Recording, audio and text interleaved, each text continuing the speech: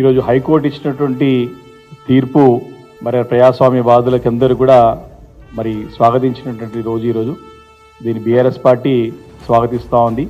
మరొకసారి మరి కోర్టులు రాజ్యాంగాన్ని ప్రజాస్వామ్యాన్ని కాపాడుతుండడంలో మరి ఈరోజు నిరూపితమైందని చెప్పి కూడా ఈ సందర్భంగా మనవి చేస్తూ ఉన్నాం.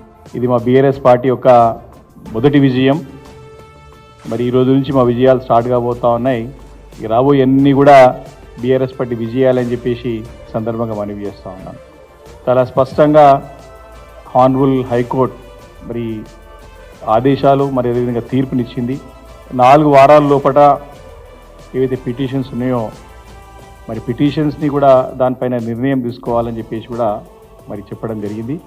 మరి నేను ఈరోజు ఈ సందర్భంగా మరి ఇది సరైన సమయం సందర్భం వచ్చింది కాబట్టి మాకు స్పీకర్ గారి పైన సంపూర్ణమైన నమ్మకం విశ్వాసం ఉన్నది.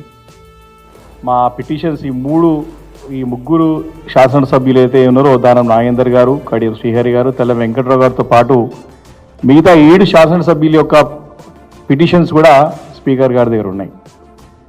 మరి మళ్ళీ కోర్టు యొక్క డైరెక్షన్స్ కానీ కోర్టు తీర్పు గురించి వేచి చూడకుండా శాసనసభ యొక్క గౌరవాన్ని ఏదైతే లెజిస్లేటివ్ మనకు ఒక పిల్లర్ 4 పిల్లర్స్లో మనం అనుకుంటాం కదా, 4 పిల్లర్స్లో మనకు అసలు లెజిస్లేటివ్ అనేది ఒక ప్రధానమైన పిల్లర్. మరి దాని యొక్క గౌరవాన్ని దాని యొక్క ఔన్నత్యాన్ని కాపాడాల్సిన బాధ్యత ఈరోజు స్పీకర్ గారి పైన ఉన్నది.